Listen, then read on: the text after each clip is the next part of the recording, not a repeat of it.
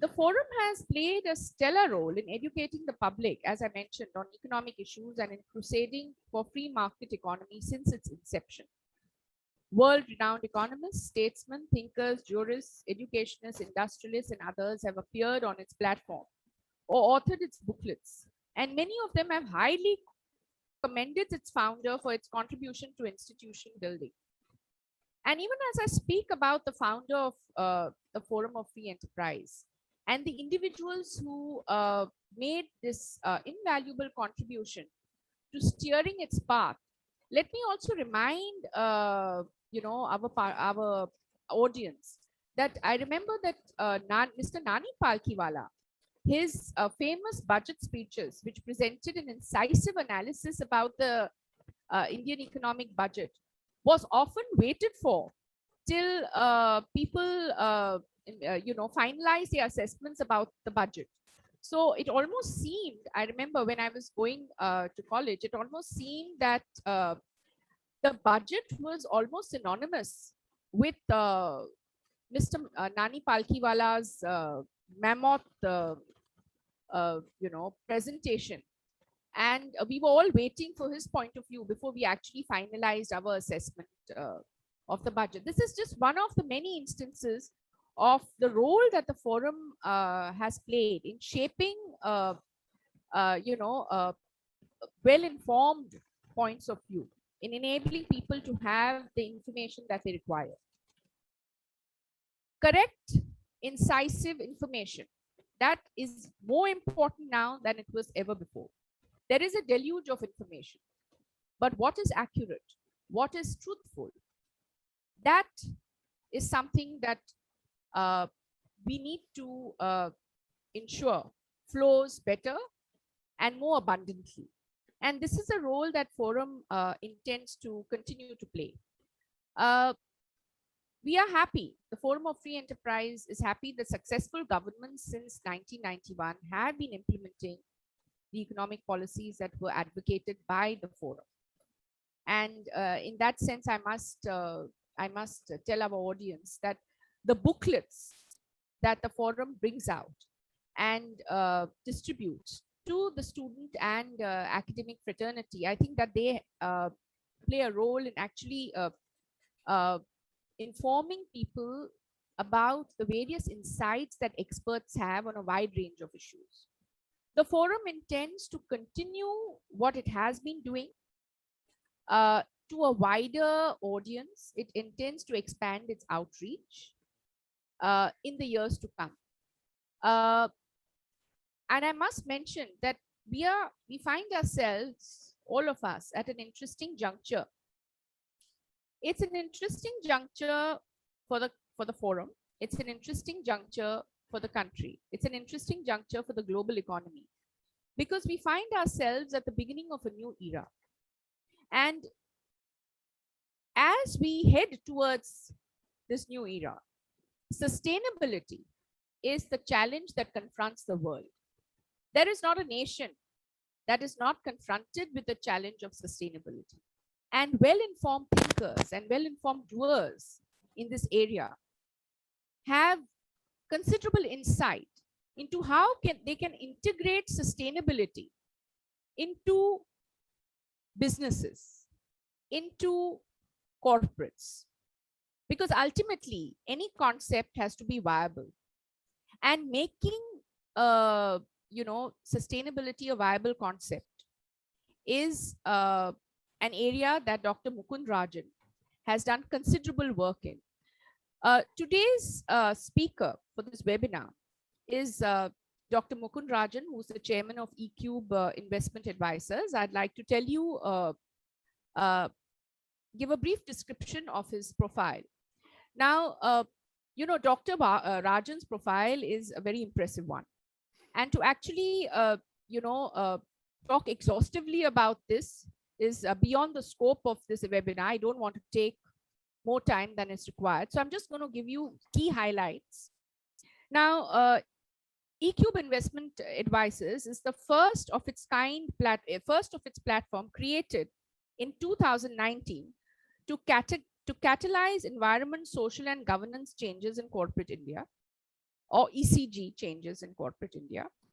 Prior to this, Dr. Rajan held a number of senior executive positions through his 23-year career with the Tata Group, where he served as the first brand custodian of the Tata Group, Chief Ethics Officer of the group, Chairman of the Tata Global Sustainability Council, and then he was member of the Group Executive Council at Tata Sons. He has also served on the boards of various Tata companies, including Tata Teleservices, Tata Communications, Tata SIA Airlines, and Tata AIG. Dr. Rajan serves as the chairperson of the Environment Committee of the Federation of Indian Chambers of Commerce and Industry, or FICCI, and he is a member of the Council of Management of the Forum of Free Enterprise. A little bit about his academic credentials. Dr. Rajan graduated from graduated with a BTech at the Indian Institute of Technology, Delhi.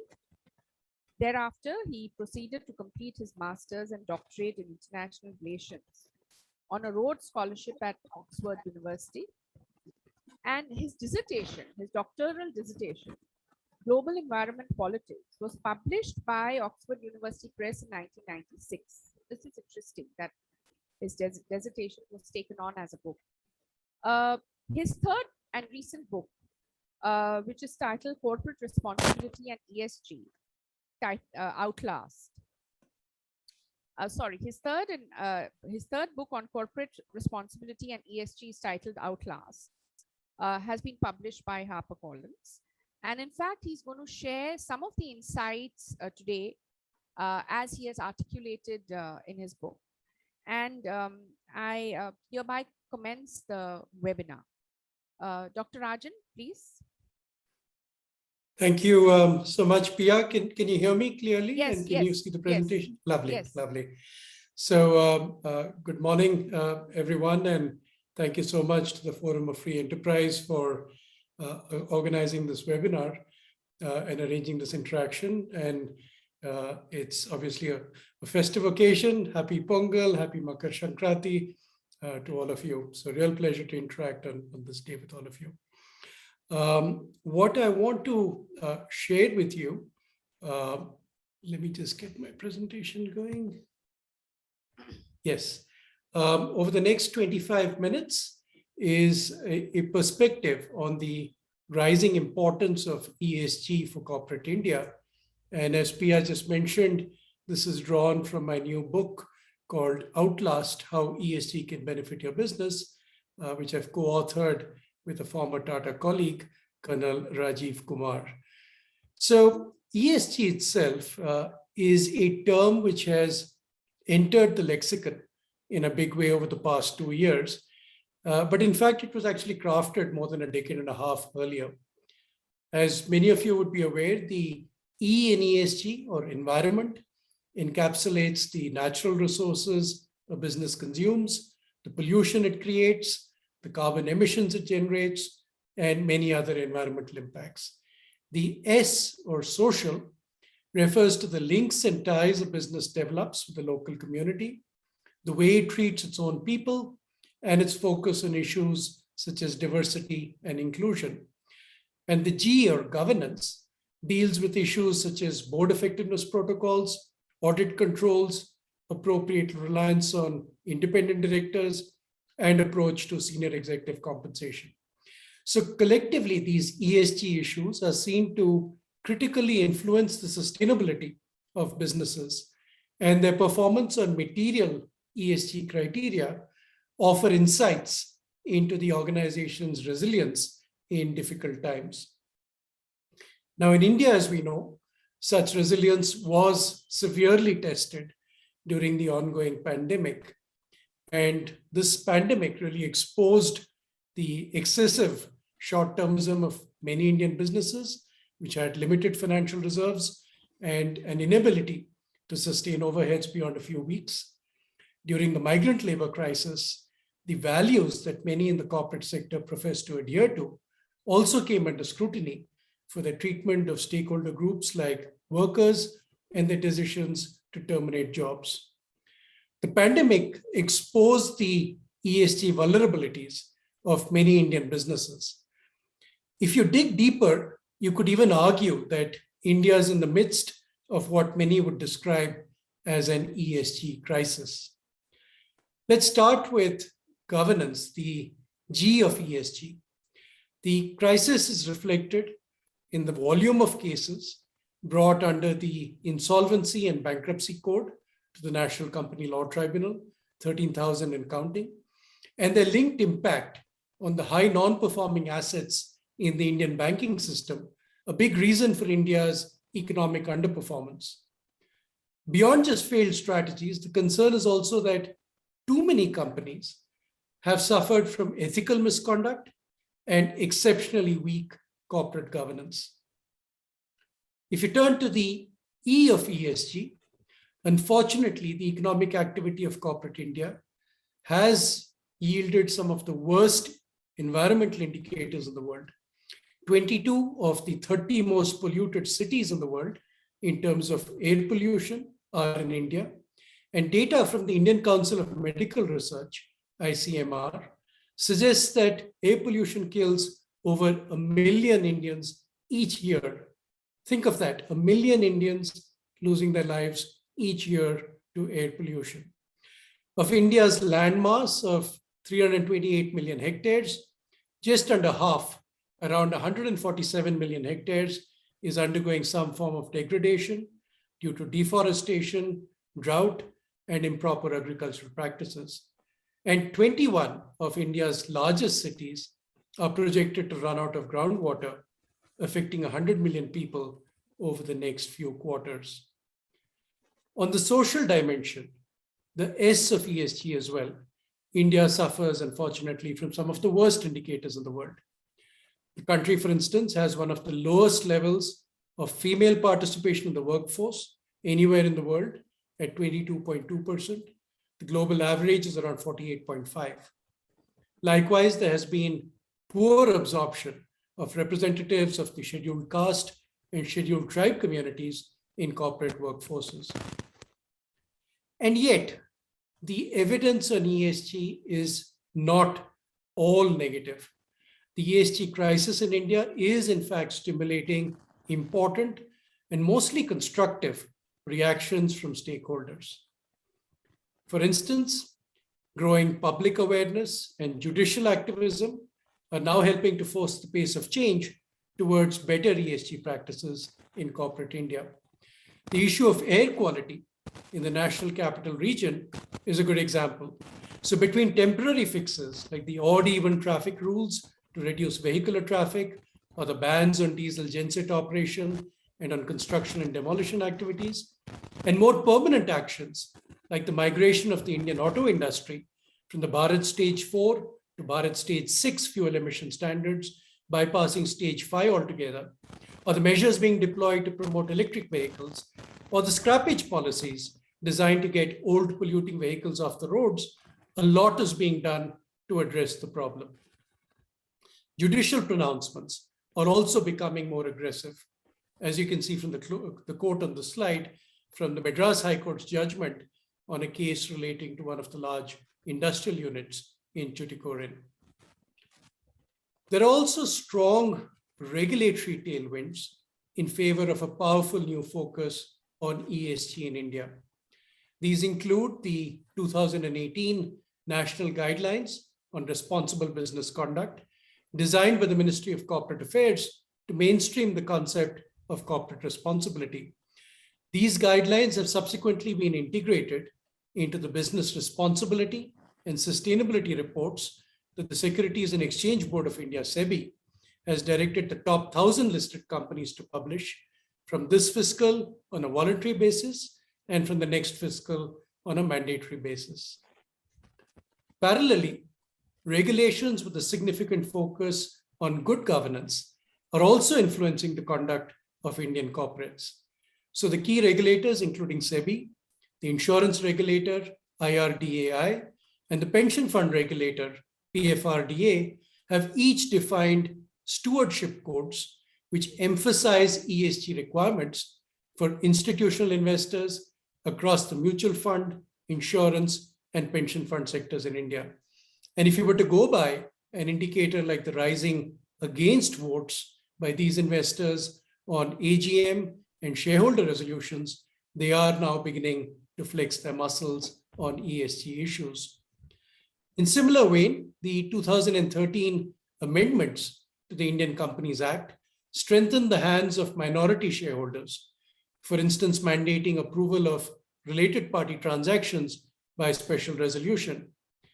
As a consequence, over the past several quarters, we have seen minority shareholders express their upset on matters such as unreasonably high management compensation packages, which they've then proceeded to vote down, or voted out directors up for re-election who they felt did not discharge their responsibilities adequately. India was in fact rated amongst the best countries in the world in terms of shareholder rights protection in the World Bank's Doing Business 2020 report. The 2013 Companies Act amendments also stipulated mandatory rotation of auditors to improve the quality of audits and reduce the risk of auditor-client collusion. And keeping Indian corporates on their toes are a clutch of stakeholder groups, including proxy advisory firms and activist funds that are demanding better accountability. You may recollect the efforts of Elliott Management a few years back. This was the activist fund that took a strong position on the strategy of one of the large IT services companies, Cognizant, and essentially persuaded that company to use some of its free cash to buy back shares in 2017. And what's worth noting is after that initial effort, the cash-rich Indian IT services industry as a whole has undertaken share buybacks over the next 4 years in excess of 100,000 rupees crores. So we can really expect more of such activism in the near future in the Indian market, and indeed likely collaboration between activist investors seeking to influence change in the companies they target.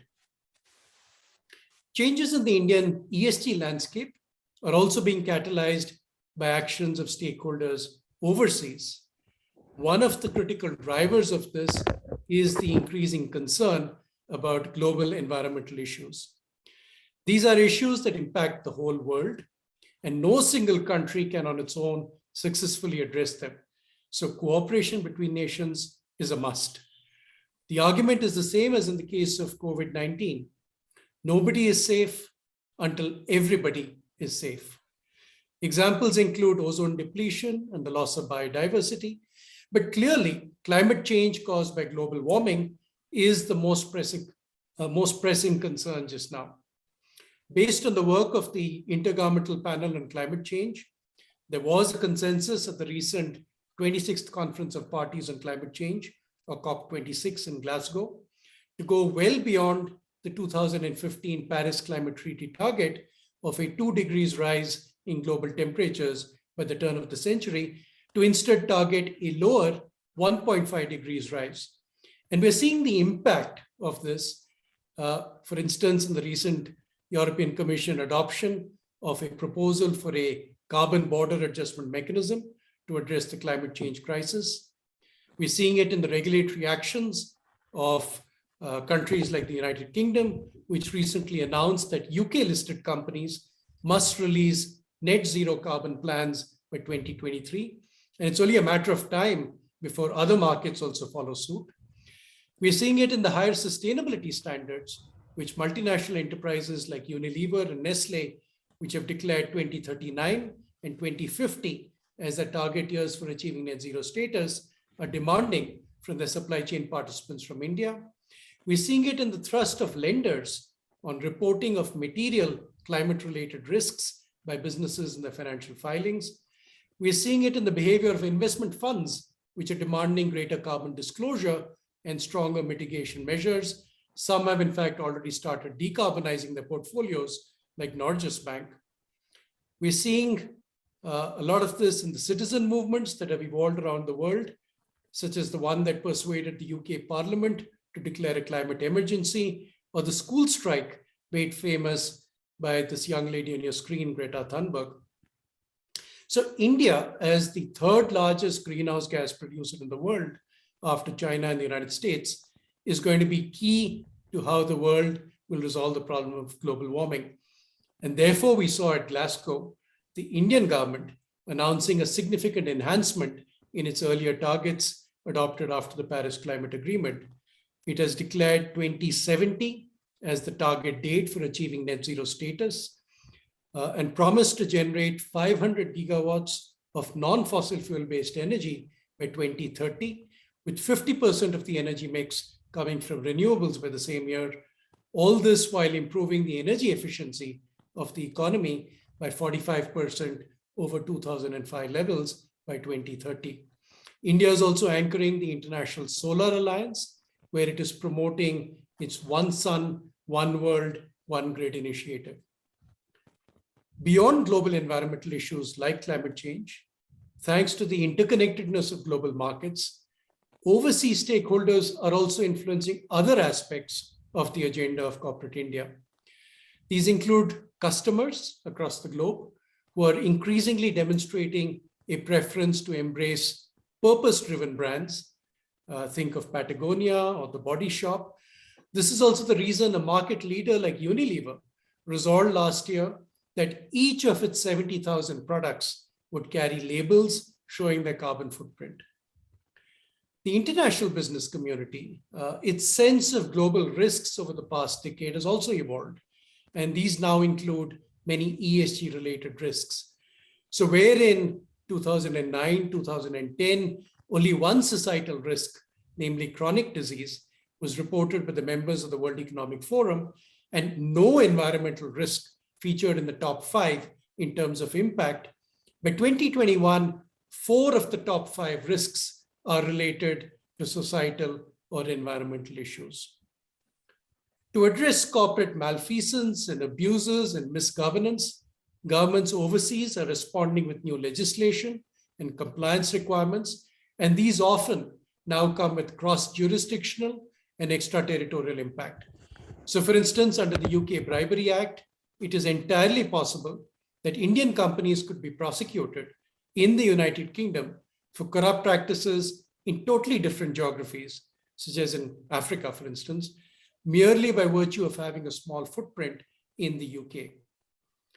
Activists and nonprofits who want to hold Indian companies to account for their ESG lapses are meanwhile conducting international campaigns against them.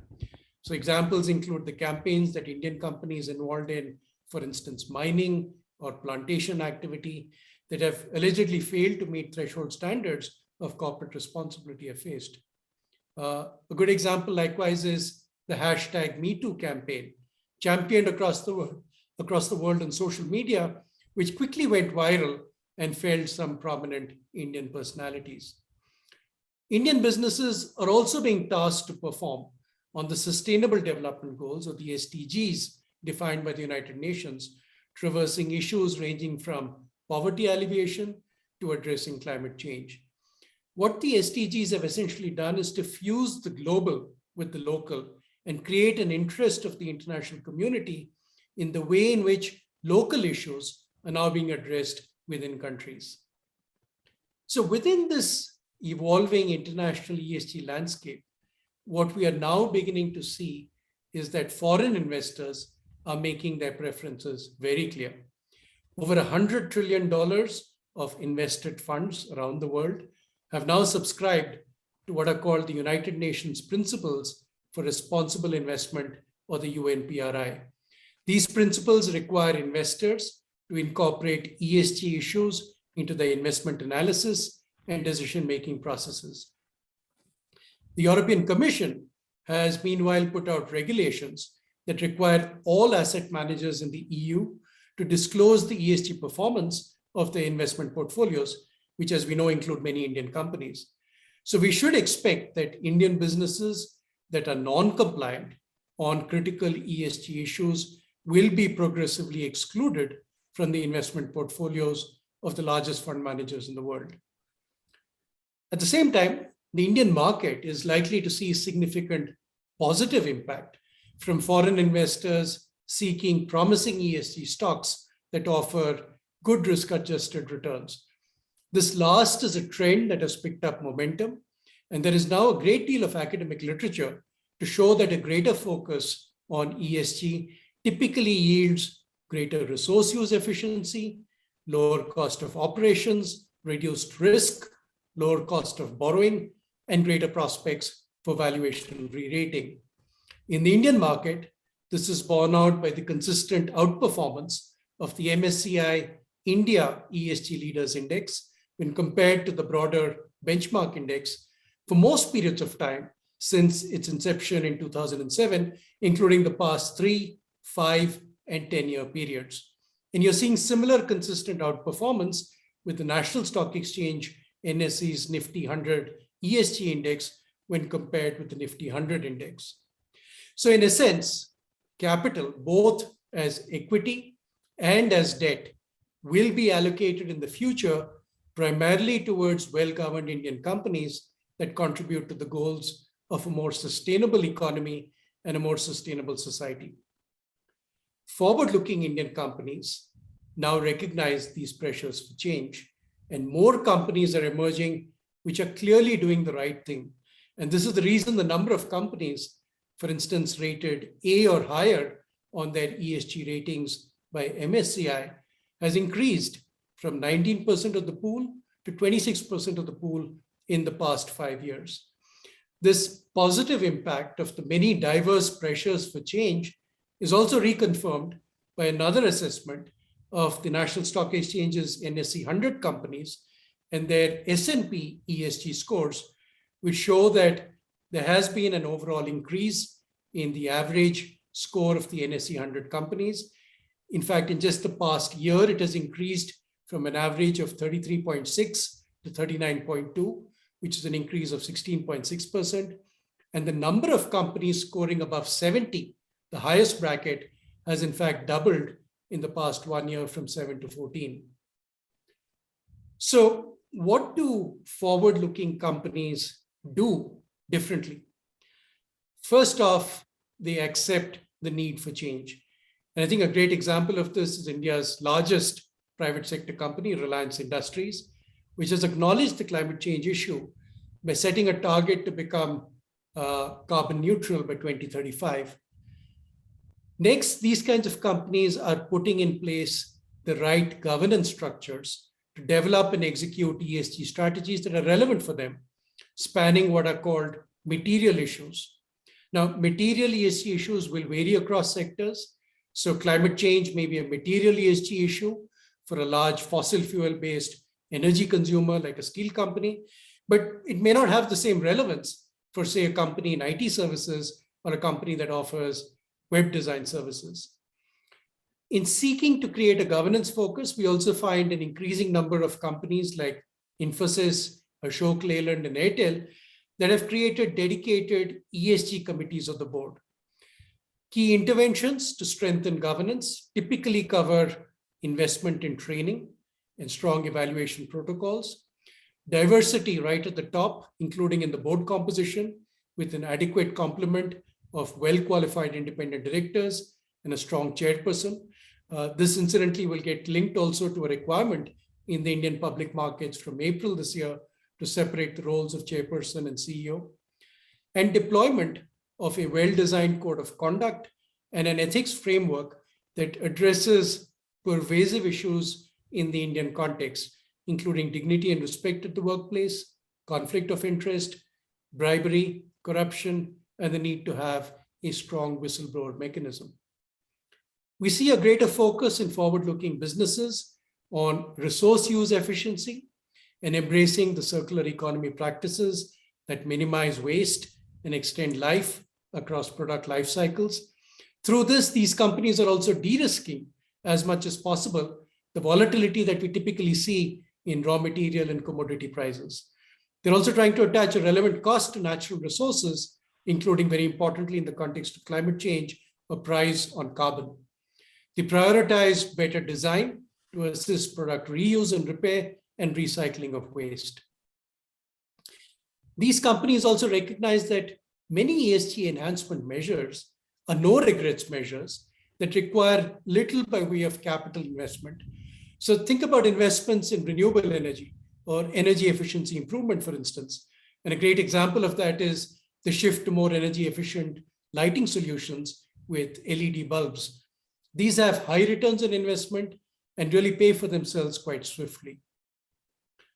Such businesses also typically embrace their supply chains in their progressive actions. And in particular, in India, they recognize that the micro, small, and medium enterprises, the MSMEs, that form a significant part of the supply chain and account for close to half the actual resource consumption that takes place within the economy, need to be supported. So in sectors like auto, where huge disruption is on the cards for many component suppliers who are currently wedded to the internal combustion engine, electric vehicle OEMs are now beginning to extend significant support so that these component manufacturers can pivot their business models and address the needs now of electric vehicles. Indeed, forward-looking companies are constantly innovating and pivoting their business models to find competitive advantage. So if you think of a company like Tata Power, which found itself at the receiving end of portfolio decarbonization initiatives by major investors, it chose to pivot towards renewable energy and away from coal-fired thermal power, which used to be its bread and butter. The same company is also now trying to build non-traditional collaborations, stimulating the green energy market by offering green power to subscribers who are willing to pay a higher price per unit of electricity. I have to say that R&D in the context of innovation has traditionally been an area of weakness for Indian businesses. India's R&D spends at around 0.7% of the GDP are far lower than China at over 3 times that percentage, and that on a much higher GDP base, as well as much lower than the developed markets like the United States, Japan, and Germany. But we may, for the first time, be seeing the beginnings of change in this respect. And certainly, there are a range of innovations and new business opportunities that are emerging across areas like electric vehicles, EV batteries, green hydrogen, high efficiency materials, biomass to energy, more water and energy efficient agricultural techniques, meat alternatives, carbon credits trading, and carbon capture and storage, which a thriving Indian startup ecosystem is now beginning to address, and many of India's larger corporates are also now beginning to apply themselves to. Forward-looking enterprises are also endeavoring to improve the diversity within their workforces, recognizing that this has been an area of weakness in the past. So this certainly includes gender diversity, it includes the employment of more representatives of the scheduled caste and scheduled tribe communities, and the recruitment of those who are physically challenged. Visionary leaders recognize that such endeavors don't cost much, but they deliver outsized gains, including in employee motivation, brand value, and reputation. Such organizations also often demonstrate heightened awareness about the responsibilities towards the welfare of local communities. So they leverage their CSR spending obligations to become neighbors of choice. They also champion corporate volunteering by their own employees and seek to link their CSR endeavors with volunteering opportunities. This helps to enhance the pride that the employees feel in the organization. It improves employee engagement levels, and it helps to deliver powerful social outcomes which draw from the skill sets that the employees possess. I can say with some pride that this was something that I was able to drive with the Tata Group as it became the largest provider of corporate volunteering hours in India. Just as global leaders like Microsoft and Indian ESG leaders like Marico are doing, the best companies are now linking ESG performance on critical issues like workforce diversity improvement and carbon emission reduction to appropriately benchmark executive compensation. As they say, what gets measured gets improved, and linking executive compensation to ESG outcomes is now beginning to force the pace of change. Integral to the link with compensation is a strong focus on measurement of ESG parameters that are material to their operations, tracking performance over time, and making transparent disclosures. There are multiple reporting frameworks that are being used, including the Global Reporting Initiative, or GRI, and Integrated Reporting, or IR, A universal framework, however, is yet to be crafted. There is hope that based on an initiative announced at Glasgow in November at COP26, a new International Sustainability Standards Board, which has been announced, may actually be able to produce an international framework which will be widely accepted, and then be able to generate for the first time really a common vocabulary that assists transparency and comparability across sectors and markets. But in the meantime, in India at least, we have the Business Responsibility and Sustainability Report, which SEBI has mandated, the BRSR. And this certainly will offer one valuable tool for Indian businesses to communicate their ESG commitment. In the past, there have been many allegations of non-transparency of data and even greenwashing. With the guidelines now issued by SEBI for the preparation of the BRSR reports, I believe such gaps will be scrutinized intently by a varied set of stakeholders, including regulators, analysts, proxy firms, activists, the media, and others. And you can expect both naming and shaming of companies, as well as withdrawal of investments when the gaps are particularly egregious. Meanwhile, a clutch of decision support service entities like MSCI or Sustain Analytics, or in India, CRISIL or Acuite, and many others are now beginning to process the voluminous data that is becoming available on ESG performance and coming out with ESG ratings. And so we see the best businesses that are truly committed in this space are now engaging with such ratings providers and ensuring that they provided the appropriate data so the companies in question can then secure fair ratings. So I'm going to conclude then by emphasizing that ESG indicators are becoming a critically important measure of how businesses are performing. And as the principle of shareholder primacy gets overtaken by a modern standard of corporate responsibility that advocates value creation for all stakeholders, corporate India will have no choice but to move swiftly to embrace this new focus on ESG. Thank you very much. I'm going to stop there. I will stop sharing my presentation and hand back to Pia to take the conversation further now. Pia, back to you. Thank you so much. Thank you, Dr. Rajan. Now to the audience that have joined in, please ask questions. So I begin the Q&A session, and but please, my request to all is to keep the questions clear and concise. So the floor is open.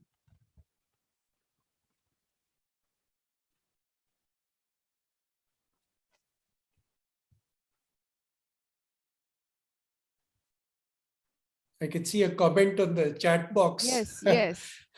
So all of you don't have questions? So does that mean that you all don't want to have any queries that you want to ask Dr. Rajan? So his presentation was that clear?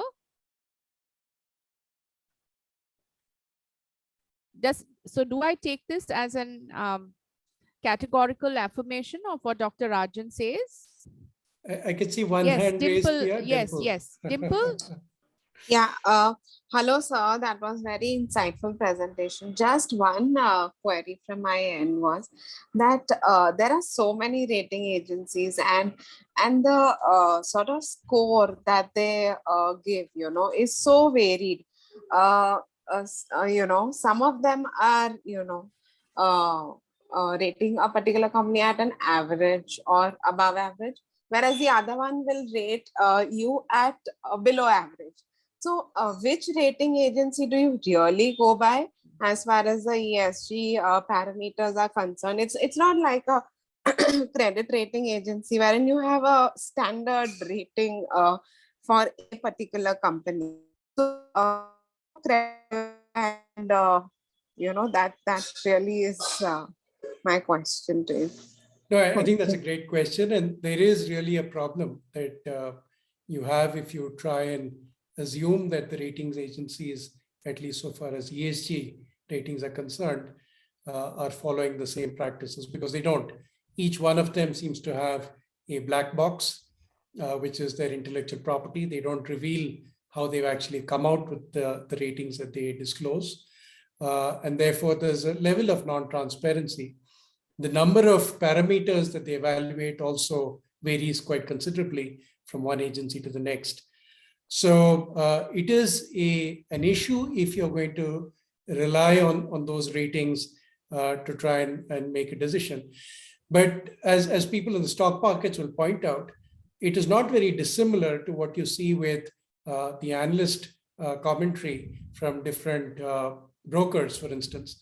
You may have analysts who vouch for a particular stock and suggest that it will be an outperformer. There may be others who, based on exactly the same data and information, will say that it is already overpriced and actually should be beaten down, which is why you have the bulls and the bears in the market. So reasonable people can disagree on the same data and come to very different conclusions. If you're a company and you are looking to leverage the ratings agencies, my recommendation would be either create your own framework based on what you consider the most important material issues, and then do a good job of communicating that to the public markets, or stick with one, it's entirely up to the company, stick with more than one if you wish, but try and then see if there is going to be improvement over time. Because if nothing else, at least the agency will tell you whether from one quarter to the next, you've done a better job. And they will tell you where, in their opinion, you have an opportunity for improvement. So use these as guidances for how you can improve, but don't necessarily be overly influenced by what the rating is supposedly communicating. And if you believe that you're being unfairly treated by a ratings agency, then do your best to communicate directly with the markets and tell your story in your own way, rather than relying on the agencies to do it for you. So it is an evolving space. And currently, there is very little standardization that exists, but I think it's for good reasons, and different communities or stakeholders will place different kinds of reliance on what these ratings really tell them. So don't place too much importance on these. And you're very right that exactly the same company with the same data can be rated very differently by different agencies. But try and see if there's an improvement pattern, at least if you're within that company, that you can start putting in place over time. Great. Thank you so much. But is there any rating agency which is widely tracked by the institutional investors or? The biggest is, with I think over 40% of the market, is MSCI. MSCI, yeah. Which is why I also use some of the MSCI slides. But Sustainalytics and others are also quite well regarded. But at the end of the day, it depends on what purpose you want to use the scores for. In India, very recently, Acuite and CRISIL have started similar exercises. So we'll have to see what kind of market acceptance they get. Sure. Thank you. Thank you. Thank you, Dimple, for that really relevant question. Are there others? I can see Percy Rani's hand is up. Yes, Percy. Please proceed with your question. Thank you. At the outset, I thank the forum for giving an opportunity to speak. Well, Dr. Rajan, that was a very insightful presentation and a speech. Well, my question is, yes, we have mutual funds with ESG themes, right? Investors investing in mutual funds who are concerned about ESG can invest in such themes, ESG themes based funds. But for a small-time investor who wants to directly invest in companies, right? For such small-time investors or a lay investor or a common man, to what extent will this BRSR, which is obligatory for this fiscal year and mandatory from the next fiscal year for a top 1,000 listed companies, to what extent will this BRSR be comprehensible to such people? That's my question, sir. I think that the good thing about the BRSR is it's trying to plug some gaps that were there earlier with what used to be called the BRR, the Business Responsibility Reports. And particularly on many of the dimensions impacting the environment, for instance, climate change, scope 1, scope 2, scope 3 emissions, and things of that nature. And SEBI has also given some amount of leeway to companies in the initial years. So you can report under the BRSR on essential indicators as well as leadership indicators. Leadership indicators are more voluntary in nature at this stage. So what is going to happen is I think there's going to be a lot of new data that is going to be available to stakeholders to analyze. I think you're going to also see a number of entities, including entities like my own EQ, which are going to be assessing companies on the strength of their disclosures and then putting out reports, league tables, analysis of how companies compare with each other, who's being honest and accurate in their disclosures, which companies are hiding data or not being fully transparent, and so on and so forth. And I think a lot of that information, as it comes out through reports, through the media, I think retail investors will be able to pick up a lot of signals about which companies are doing a better job and which companies are not performing well on ESG parameters. And I think that will help to inform a lot of the decision making that even retail investors will do. And of course, many retail investors are very smart. They'll go to the original source. They will read the company reports. They will read the BRSR. And I think there's enough in there now to give you a very good sense of whether companies are serious about the ESG agenda or they're just paying lip service to it. If I'm allowed to say, Please. This BRSR reports are not assessed, they are not subject to audit will not be subject to audit. Correct. So to what extent can a retail investor rely upon without prejudice to the reports? Correct. Or any of the companies, this is without prejudice, to what extent, in the absence of any audit or assessment being mandatory, to what can such reports be reliable? So I think two things, you've hit the nail on the head. So one is what action the regulator will take if there is evidenced misreportage, inaccurate reporting, or what you often describe in the markets these days as greenwashing, people trying to present spurious information, which is not necessarily very transparent or accurate. And I think many of the entities I talked about, activists, investors, nonprofits, public policy institutions, will do their job in calling out and calling the bluff of companies that are, I think, pretending or overpromising. You're already seeing some of that happen. For instance, take an issue like carbon emissions. CDP, which used to be the Carbon Disclosure Project, now called CDP, actually produces a report on which are the Indian companies that are making disclosures, which are the companies that are not making disclosures, how do they benchmark, and is there a little bit of a hygiene check whether these numbers really make sense or not. So initially, I think it will start with much of this community coming out with their commentary. But soon, I'm sure the regulator will also take up the cudgels on behalf of these investors and start imposing penalties if it turns out that data is misrepresented or is indeed false. And I think pretty soon there will be a requirement to have third-party validation, to have formal audits, no different from the way your financial accounts are today audited, to ensure that the average investor can take comfort that the numbers being presented or the information being presented is indeed accurate. So you're absolutely right. Right now, there isn't that guarantee. But I think very quickly, this whole space is going to evolve. And there will be then protocols in place that will ensure that information and data will be something that you can actually rely on. Very well. Thank you. Thank you, Doctor. Thank you. Thank you.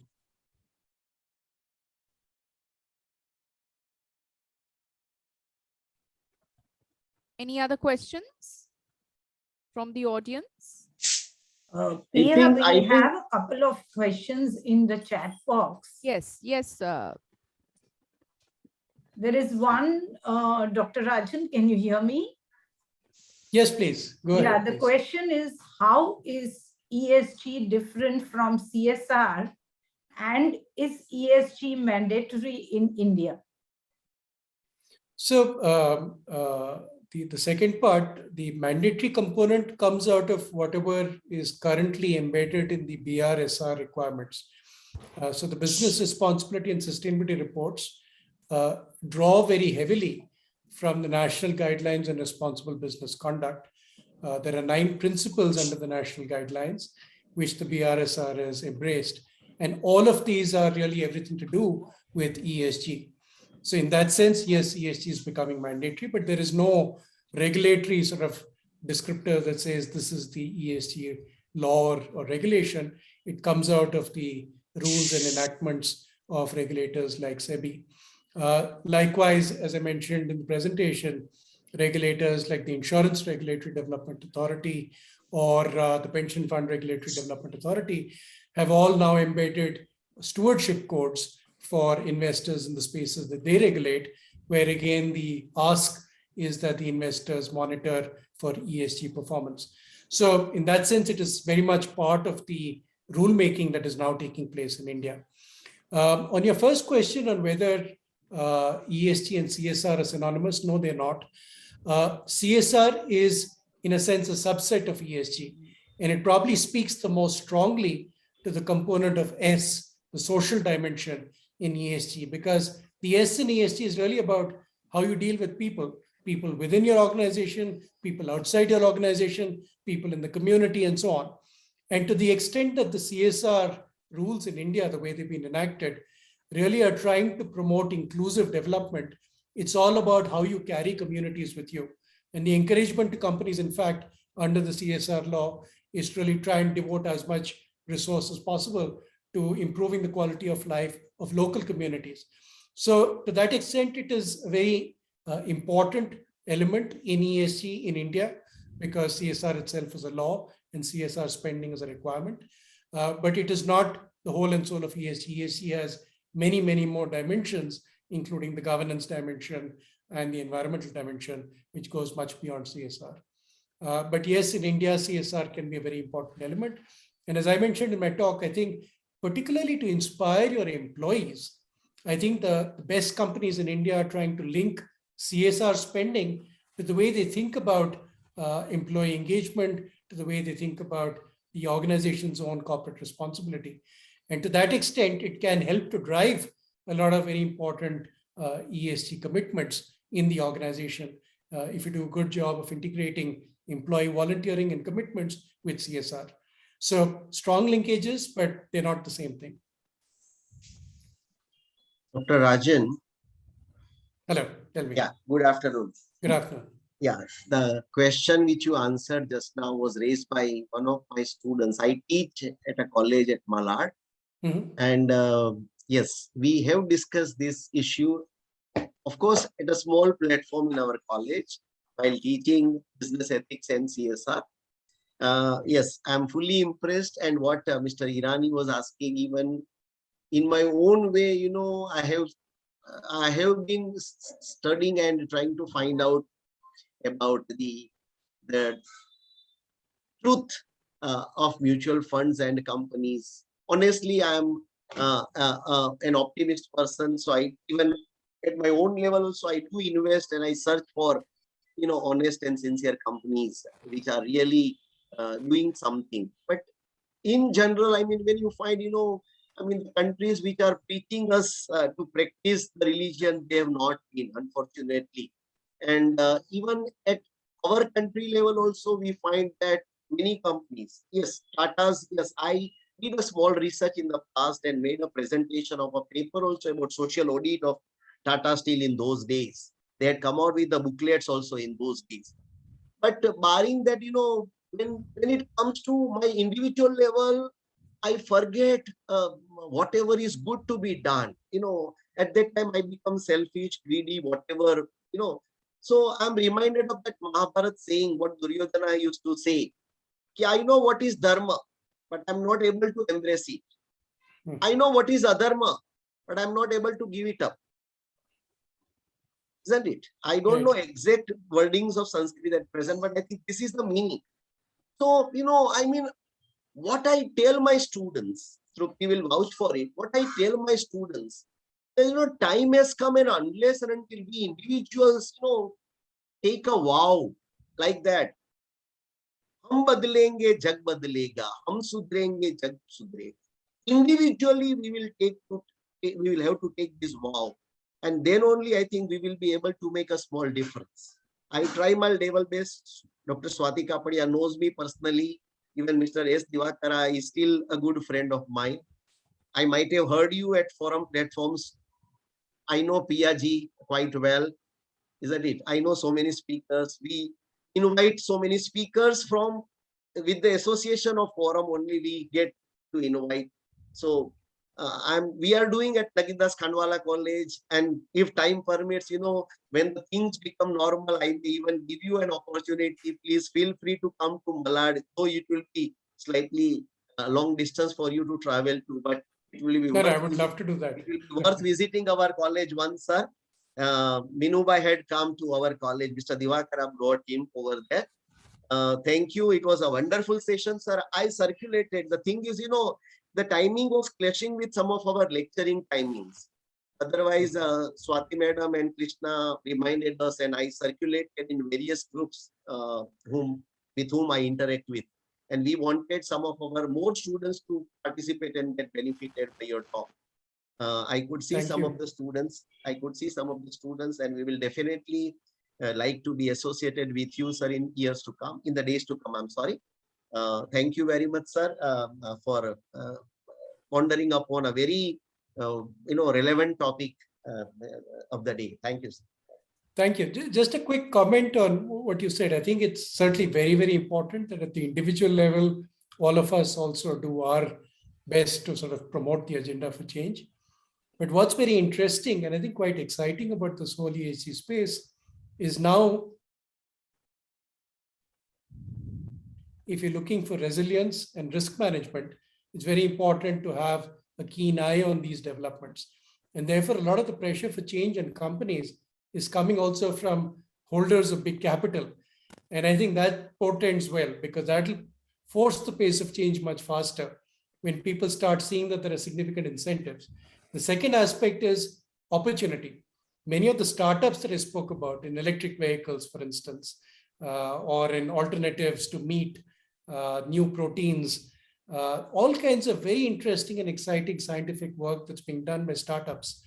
They're seeing the opportunities arising from this push towards sustainability. So I think embedded in this whole ESG agenda are some very promising indicators for the future, which can help to address, hopefully, some of the points you made about, the callousness and the normal tendency of human beings not to necessarily embrace and accept what is good. Dr. Rajan, I have forwarded one message to you from Mr. Sanjay Buch. In the chat box, you will find a message from me. Yeah. Let me just read it out.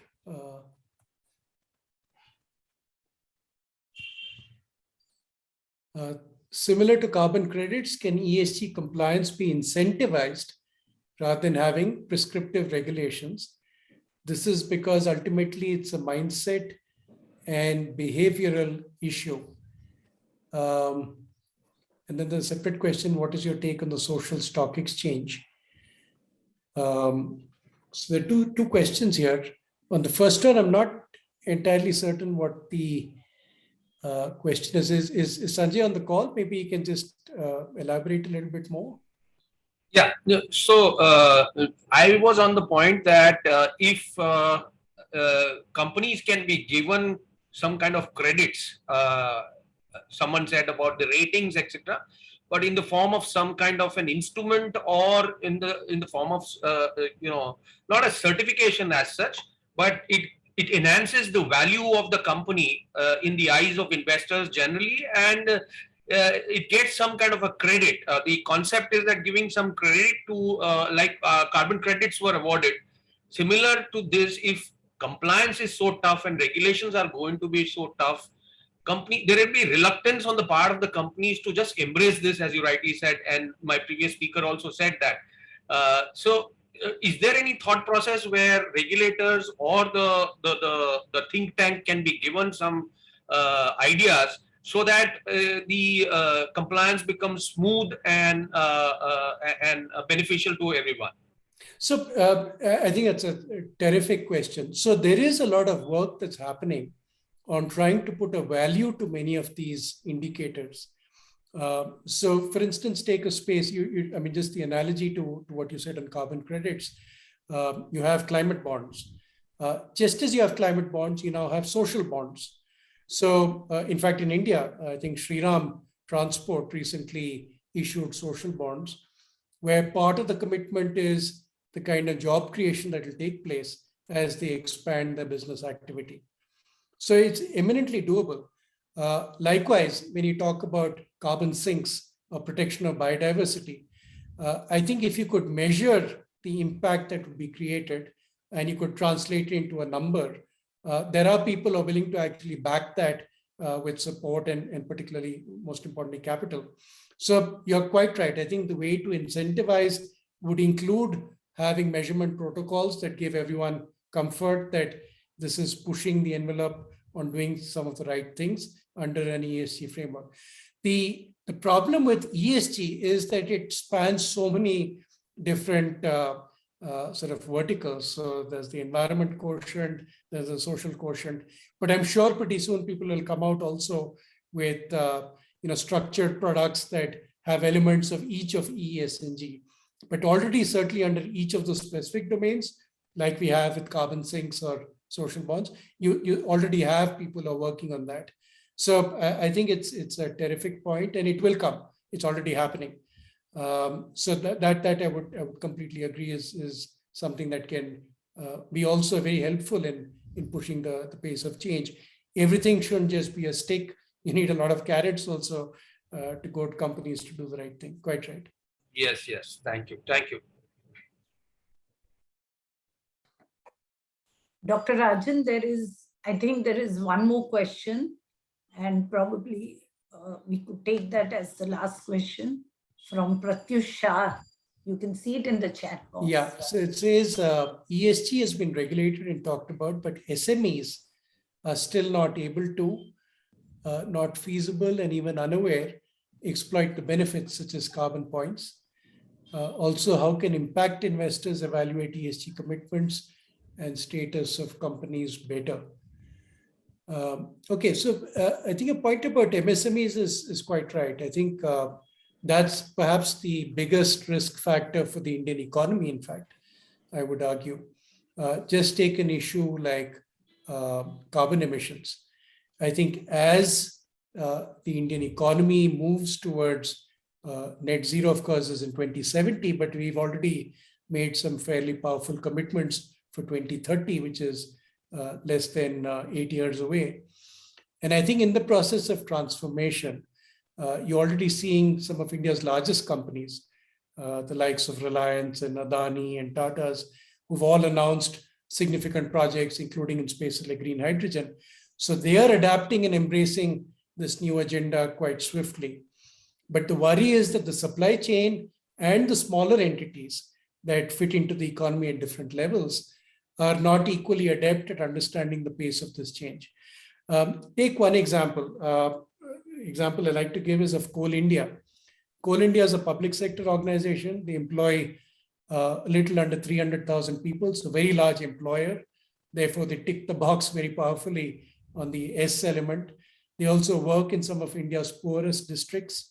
So a lot of their work is relevant for the economic livelihoods of people in the poorest parts of India. They have several million pensioners from the last many years. Now, tomorrow, if the government in its push for renewables is forced to shift away from coal and from coal mining, what is going to happen to Coal India? Equally, if Coal India is impacted, what happens to the entire supply chain, distribution networks, truckers, all kinds of people who are associated with the company's operations? This is where you have this concept called the just transition, that we understand that many economic entities will have to make significant changes in their processes, and they'll have to pivot their business models. And in the process, people could be left behind. Therefore, we need to address those people. We need to reskill them. We need to offer them alternatives in terms of livelihood so that life can go on without a huge problem in terms of livelihoods.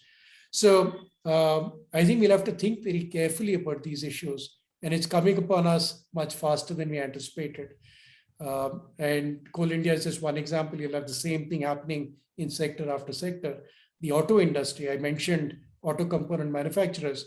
Today, many of them are fully committed to supporting the typical OEMs that base their products on the internal combustion engine.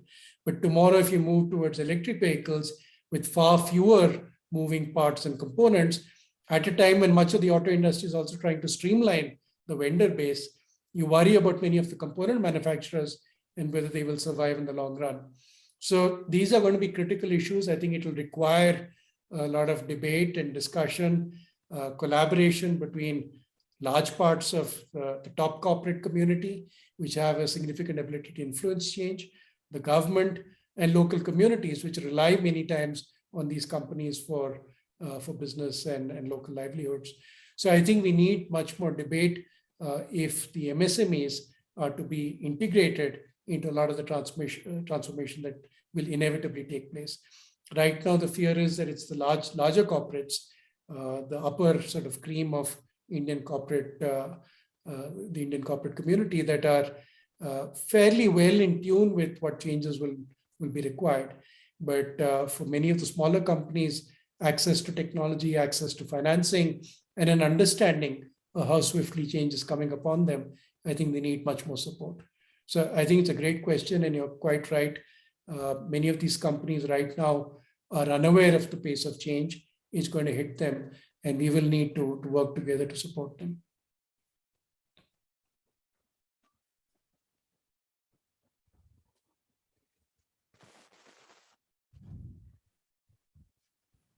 Sir, on the second question, the second part of the question on how can impact investors evaluate ESG commitments and the current status of the companies with respect to ESG. So how can an impact investors, especially those who are in Europe, US, and have attuned to the companies in US, Europe, invest in India, considering the ESG commitments? So I think, as I mentioned, the BRSR will be the most useful report in the near term. But many of the larger companies already produce their own sustainability reports. Some of this they've also been doing as part of a fairly long-standing tradition of the last decade and more for many of India's larger companies to comply with some of the reporting requirements under the Global Reporting Initiative, GRI, for instance, or more recently integrated reporting. So there's a lot of documentation and data that's available. But typically the problem is this applies really to India's largest companies. And many of them have done it because their foreign investors in Europe or in North America have demanded it. Many of India's smaller companies, if you look at the public markets, I would say the minute you go beyond, let's say, company number 300 in terms of market cap, you start seeing that fewer and fewer companies have been producing these kinds of reports in the past.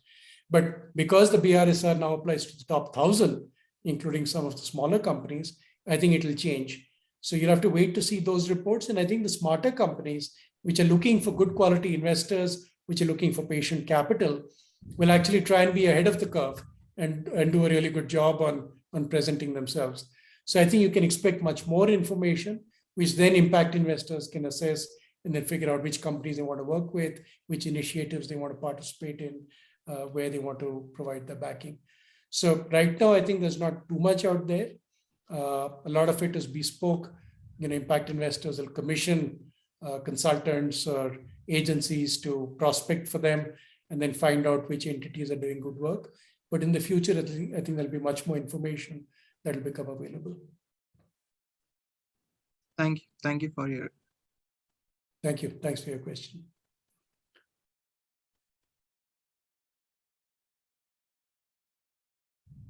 I think we can conclude this wonderfully informative and interesting webinar.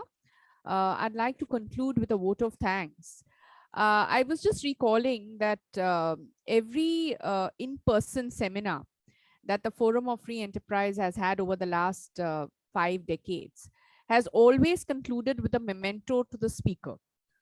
Now, we've not really, because it's a webinar and we are still in amidst the pandemic. So I hope that the vote of thanks that I would give would serve the purpose of a memento. Thank you, Dr. Rajan, for a very informative, insightful, and comprehensive presentation. which has, informed all of us better about one of the most exigent issues of our time, sustainability. I remember 30 years back when globalization was the buzzword. Everyone said think global. I think now we are at the beginning of a transition to think sustainable. You have been among those in India who has actually steered, in a sense, sustainability as one of your core business principles. You have helped businesses, and even currently you are helping to increase awareness about this extremely important challenge that confronts not just India and developing nations, but also developed nations. Sustainability is a universal imperative. It has been accepted as one, and you have demonstrated the exigencies that arise from this and the measures that are being currently adopted and would in all likelihood be adopted by companies the world over. In building awareness about this issue, you have also, in a sense, improved an outlook about what is happening on this front, because I can tell you, as a teacher myself, I can tell you that there is a considerable amount of skepticism. And I think when there is more awareness about what is happening on the ground, and also when people understand that there is more happening insofar as reporting standards are concerned, and so far as incorporating indicators of ESG in mainstream business across the board is concerned, I think that there will also be much more optimism. Insofar as transparency is concerned, I think that over the last 7 years, my observation, and you've highlighted this very effectively in your presentation, I think there's much more in the realm of transparency. Of course, there's much more to be desired. And I think the questions from the participants who joined in today certainly demonstrated that people want to know more, people want to do more. And I hope that all of you who have attended this webinar today also speak about it to your colleagues, your friends, and invite people to see the YouTube. And I think on that note, I thank Dr. Rajan on behalf of the Forum of Free Enterprise for, in a sense, giving us this wake-up call and inspiring us to understand and want to find out more about this critical subject. Thank you. Thank you so much, Pia. Thank you very much, and good luck to everyone. And once again, happy Pongal, happy Makar Sankranti. Wish you the very best for 2022. Stay safe. Thank you.